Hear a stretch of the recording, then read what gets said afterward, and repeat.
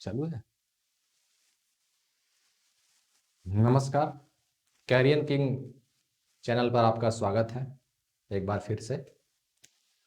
आज हम एक करंट का टॉपिक लेंगे जिसमें यूपीएससी के सामान्य अध्ययन पेपर थर्ड के आपदा प्रबंधन टॉपिक की बात करेंगे, जिसमें हाल ही में उत्तराखंड के उत्तरकाशी में हुई सुरंग दुर्घटना के बारे में चर्चा करेंगे। सेल 11 में जो सुरंग घटना 4 धाम परियोजना के अंतर्गत हुई थी उसके बारे में चर्चा करेंगे और इससे बनने वाले प्रश्न और उनके विकल्पों और उत्तरों की भी चर्चा की जाएगी। तो आइए देखते हैं कि यह दुर्घटना क्या थी और इससे हमें क्या सीख मिलती है। तो आपदा प्रबंधन के जीएस पेपर थर्ड का यह टॉपिक है। जीएस पेपर थर्ड, उत्तराखंड के सिलक्यारा सुरंग में से कैसे निकले मजदूर तथा क्या होती है रैट माइनिंग। मुख्य रूप से हम सिलक्यारा सुरंग से मजदूरों के निकलने की समस्या और किस तरह से निकलने और इसको निकालने में रैट होल माइनिंग की क्या भूमिका थी, इसके बारे में हम विस्तार से चर्चा करेंगे। आइए विषय क्षेत्र देख लेते हैं कि इसमें क्या क्या हमें पढ़ना है। पहले तो न्यूज में पढ़ेंगे कि क्या उत्तराखंड में सिलक्यारा सुरंग में क्या क्या स्थिति, उसकी चर्चा करेंगे। सिलक्यारा सुरंग की स्थिति अथवा उत्तराखंड के उत्तरकाशी में यह घटना कैसे होती है उसकी चर्चा करेंगे। फिर सुरंग निर्माण का उद्देश्य क्या होता है। तो सुरंग निर्माण का उद्देश्य जनरली हिमालय में जो आज का सुरंग निर्माण चल रहा है उसका उद्देश्य है कि हमारी बॉर्डर तक परिवहन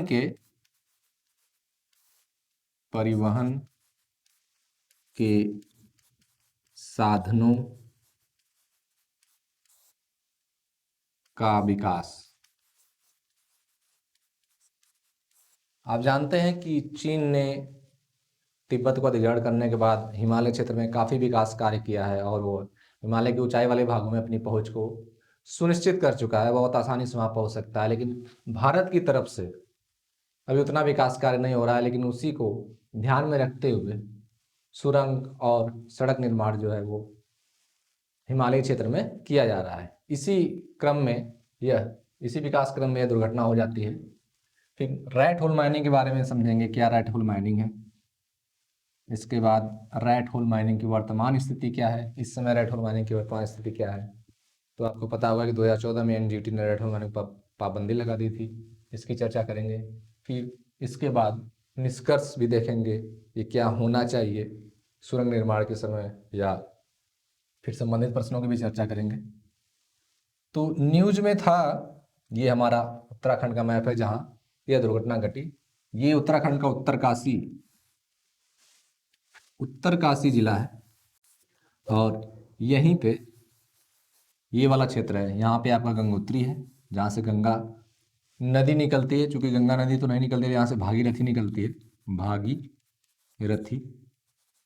और देवप्रयाग में जाकर जब अलकनंदा से मिलती है तो वहाँ से गंगा होता है। और यहीं पे हमारा इस साइड गंगोत्री है। तो गंगोत्री तक पहुँचने के लिए इस सुरंग का निर्माण किया जा रहा था और इस सुरंग का निर्माण 4 धाम परियोजना के अंतर्गत किया जा रहा है। कौन सी परियोजना? 4 धाम परियोजना के अंतर्गत इस सुरंग का निर्माण कार्य किया जा रहा था।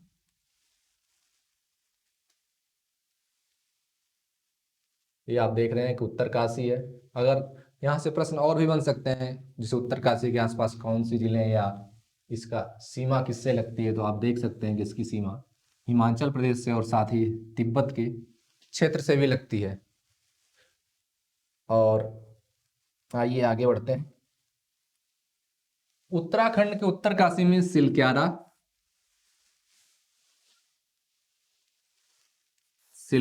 और डंडाल ग्राम के मध्य इस सुरंग का निर्माण हो रहा था, किंतु निर्माण के मध्य ही सुरंग जो है वो कोलैप्स हो गई। क्या हो गई? ढह गई, जिसमें कुल जो है 41 मजदूर जो इसके निर्माण कार्य में लगे थे वो इसमें फंस गए। सिलक्यारा सुरंग की अगर स्थिति देखना चाहें तो हमने आपको बताया कि कहाँ वो उत्तरकाशी में कहाँ पे स्थित है। और ये हमारी सिलक्यारा सुरंग है। ये देखिए, ये सुरंग का ढांचा है, ये आपको दिख रहा है, ये है सुरंग। और इसमें एक बड़ी सी पाइप भी दिखाई दे रही है, जो वहाँ सुरंग अंदर ढहने के कारण पाइप डाली गई थी। वहाँ फंसे मजदूरों को राशन पानी और ऑक्सीजन पहुँचाने के लिए इस पाइप को डाला गया था, और साथ ही वहाँ से मलबा निकालने के लिए भी इस पाइप का यूज किया जा रहा था। तो ये हमारी सुरंग है। और इसके बाद आइए आगे बढ़ते हैं। ये सुरंग जहां बन रही थी वो हिमालय के इनर लेसर हिमालय, जो आंतरिक मध्य हिमालय है, आंतरिक मध्य हिमालय या लघु हिमालय कह सकते हैं, लघु या मध्य हिमालय,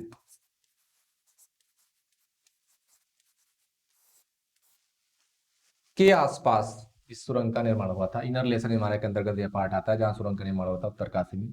सिलक्यारा सुरंग का निर्माण चार धाम परियोजना के अंतर्गत किया जाता है, और एक सड़क मार्ग है, इससे एक सड़क मार्ग गुजारा जाएगा जो यमुनोत्री धाम तक, कहाँ, यमुनोत्री धाम तक पहुंचने के लिए इस सुरंग का निर्माण किया जा रहा था, जिससे कि यमुनोत्री धाम तक तीर्थयात्री आसानी से पहुंच सके। सुरंग की लंबाई जो है वो 4.5 किमी है। टोटल लंबाई कितनी है सुरंग की? 4.5 किमी। और सड़क जो है वो 2 लेन की है। 2 लेन का मतलब एक तरफ से जाना और एक तरफ से आना। सुरंग गाड़ियां जो है एक तरफ से जाएंगी और एक तरफ से आएंगी। इस सुरंग में 2 लेन की सड़क का निर्माण भी किया जा रहा था।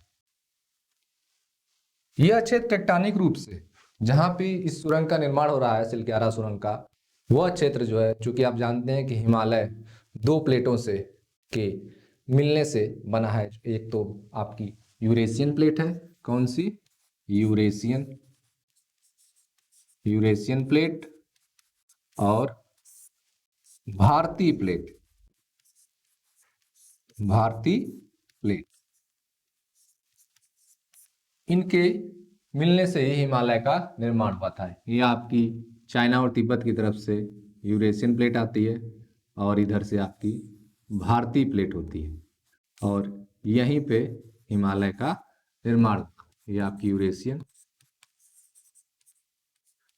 यूरेशियन प्लेट और ये है भारतीय प्लेट, ठीक है। और यहाँ पे हिमालय का निर्माण हुआ। तो उस बात को छोड़ते हैं और यहाँ मुख्य बिंदु पर चलते हैं।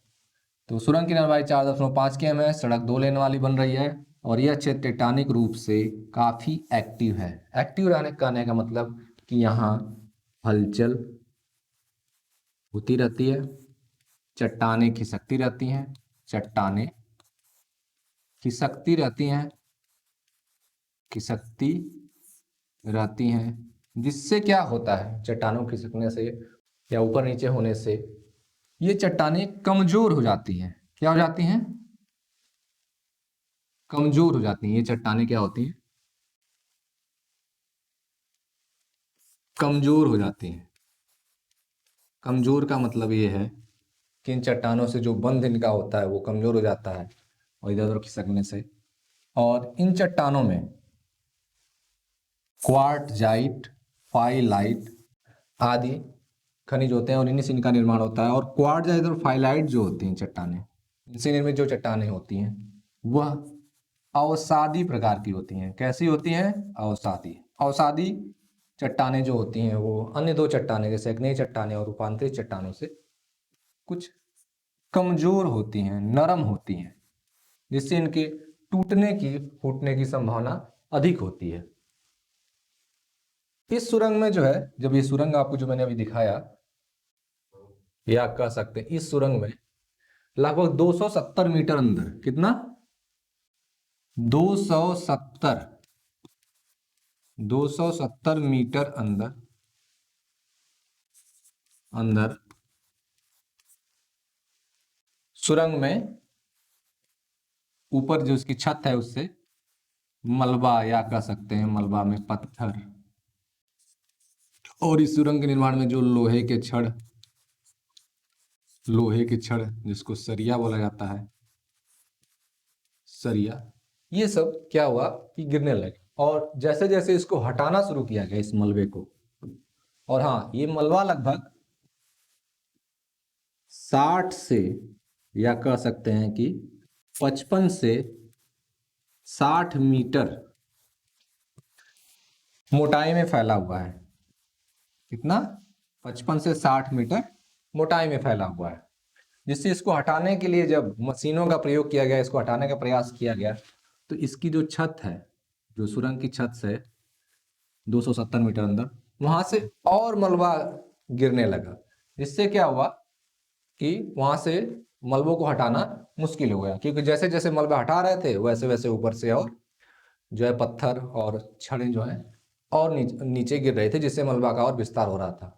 तो इसके लिए क्या हुआ, निकालने का प्रयास कुछ देर के लिए बंद कर दिया गया। और यह घटना जो है वो दीपावली की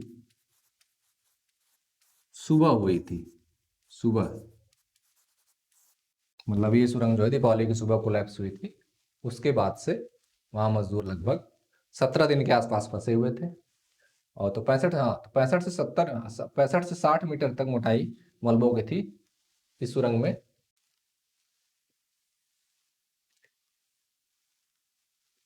तो यहाँ देख लेते हैं कि यह इनर ग्लेशियर हिमालय के अंतर्गत आता है। ये पढ़ा ही चुके हैं आपको। फिर आगे बढ़ते हैं। 270 मीटर अंदर सुरंग की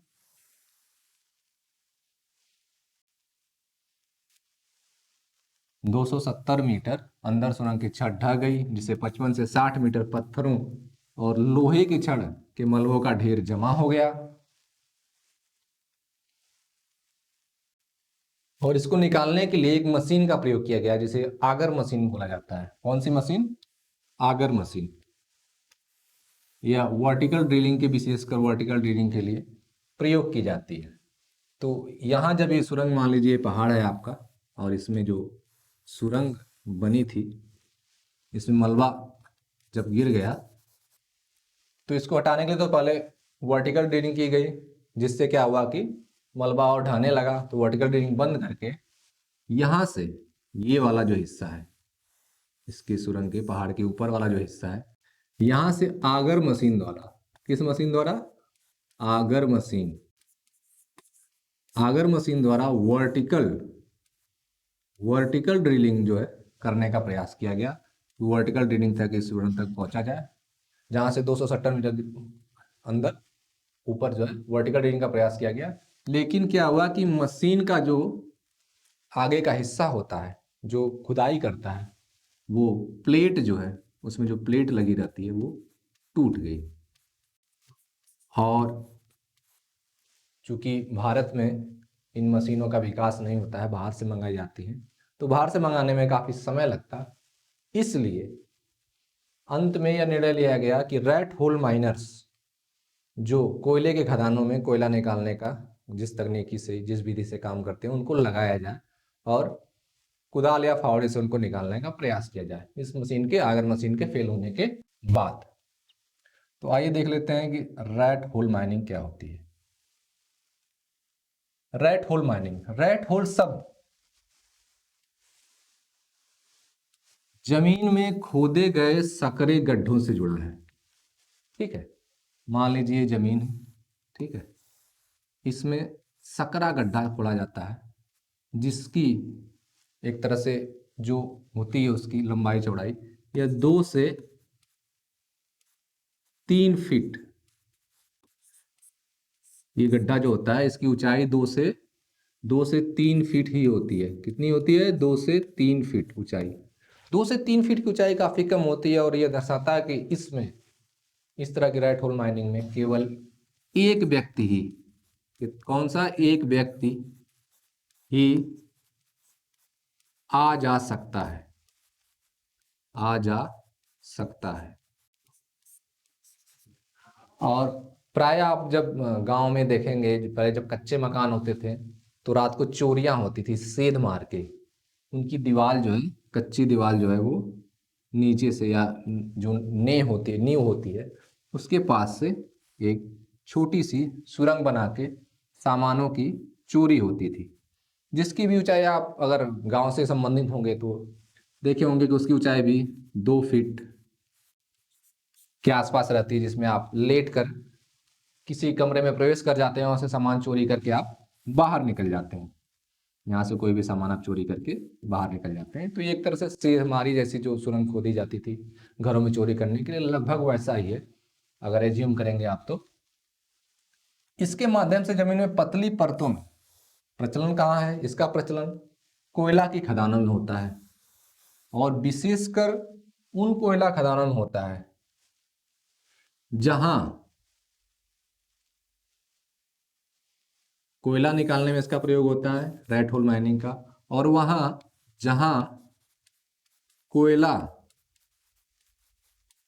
पतली परतों में निकल रहता है, पतली परतों मतलब मान लीजिए ये आपका कोयला है, यहाँ पे कोयला है पतली परत में, ठीक है, यहाँ पे पतली परत में कोयला है अंदर, और ये ऊपर आपका जमीन है या पर्वत है, कुछ भी हो सकता है, या जमीन लिख सकते हैं इसको। तो इस पतली परत के कोयले को, इस पतली परत के कोयले को निकालने के लिए रेट होल माइनिंग का प्रयोग किया जाता है, क्योंकि इतने से कोयले के लिए आप पूरा खोदना ज्यादा लागतकारी प्रभाव हो जाएगा, जिससे क्या होगा कि कोयला का दाम बढ़ जाएगा या इसको छोड़ दिया जाएगा। तो इसलिए रेट होल माइनिंग की तरह या पतली पतली सुरंगें बनाकर इस कोयले तक पहुंचा जाता था, इन कोयला को निकाला जाता था। तो चूंकि इस तरह के पतली परतों में कोयला जो है वो मेघालय में अधिक मिलता है। कहाँ पे अधिक मिलता है? मेघालय। तो मेघालय में ही रेट होल माइनिंग का बहुत अधिक प्रचलन है। झारखंड में इसका प्रचलन नहीं है, क्योंकि झारखंड में कोयला जो है मोटी परतों में निकलता है, तो उसको ऊपर से खोद कर आसानी से निकाल लिया जाता है, ठीक है, बड़े क्षेत्र में खोद करके। लेकिन जब पतली परतों में कोयला उत्पन्न रहता है या वहां मिलता है, तो वहां पे रेट होल माइनिंग का ही प्रयोग, उसी विधि का प्रयोग करके कोयला निकाला जाता है। तो इस रेट होल माइनिंग में एक बार में एक व्यक्ति ही जा सकता है। मेघालय राज्य में इसका प्रयोग कोयला निकालने के लिए किया जाता था। इसमें कोयला जो होता है वो, चूंकि आप एक बहुत सकरे होल में घुसे हैं, तो मशीनों का प्रयोग बहुत अधिक नहीं हो सकता है। तो आप परंपरागत जो हथियार होते हैं जो खोदने के लिए होते हैं, जैसे फावड़ा हुआ, तो फावड़ा और टोकरी का प्रयोग किया जाता था थोड़ी थोड़ी मात्रा में वहां से कोयला निकालने के लिए। तो टोकरी और पुराने टूल खोद कर इससे मतलब कोयला निकाला जाता था। रेट होल माइनिंग की वर्तमान स्थिति क्या है? तो रेट होल माइनिंग चूंकि सकरे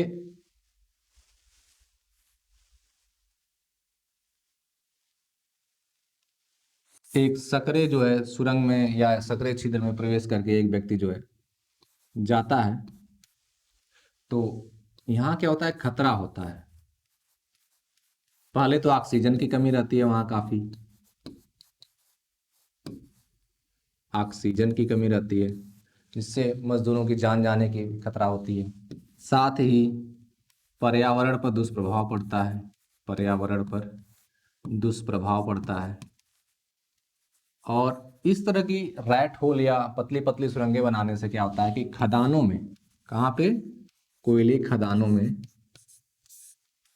पानी भरने का, पानी भरने का डर बना रहता है, और ऐसा होता भी है। और साथ ही जो इस खदानों के आसपास वन संसाधन होते हैं, वन संसाधन,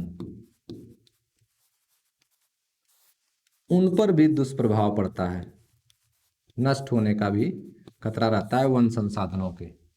तो इसको देखते हुए, मतलब प्रदूषण को देखते हुए, होल में ऑक्सीजन की कमी को देखते हुए, एनजीटी, ठीक है, एनजीटी ने, जो पर्यावरण से संबंधित संस्था है, नेशनल ग्रीन ट्रिब्यूनल इसको बोलते हैं, नेशनल ग्रीन ट्रिब्यूनल,